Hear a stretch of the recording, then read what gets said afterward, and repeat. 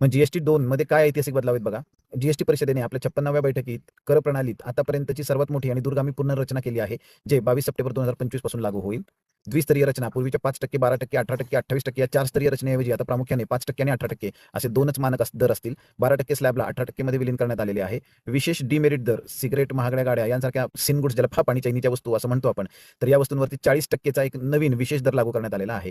विविध वस्तूंवरील कर कपात, दैनंदिन वापराच्या वस्तू, शॅम्पू, हेअर ऑइल, टूथपेस्ट यांसारख्या वस्तू 18% वरून 5% वर आणण्यात आल्या आहेत. इलेक्ट्रॉनिक वस्तू, एअर कंडिशनर, एसी, टेलिव्हिजन यांसारख्या वस्तूंवरील कर 28% वरून 18% वर आणण्यात आलेला आहे. ऑटोमोबाईल, 350 सीसी इंजिन पर्यंतच्या कार आणि दुचाकी वाहनांवरील कर कमी करण्यात आलेला आहे.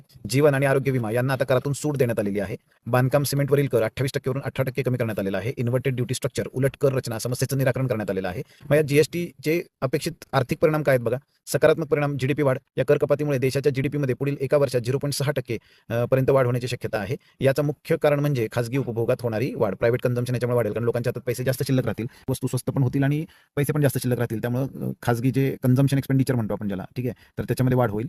महागाईवर नियंत्रण मिळेल. महागाईत घट, वस्तूंच्या किमतीत कमी झाल्यामुळे महागाई दरात 1% ते 1.2% पर्यंत घट होण्याचा अंदाज आहे.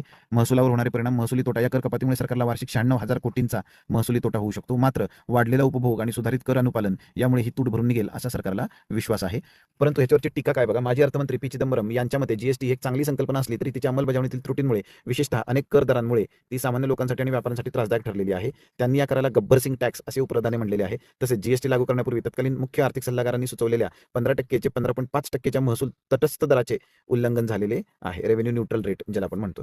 निष्कर्ष, जीएसटी 2 हे कर प्रणाली सुलभ करण्याच्या दिशेने एक महत्त्वाचे पाऊल आहे. यामुळे जरी आपत्कालीन महसुली तोटा संभवत असला तरी दीर्घकाळात अर्थव्यवस्थेला मजबूत करण्याचा याचा उद्देश आहे. जीएसटी परिषदेने एकमताने घेतलेले हे निर्णय भारतीय संघराज्य प्रणालीतील सहमती निर्मितीसाठी एक आदर्श मॉडेल सादर करतात.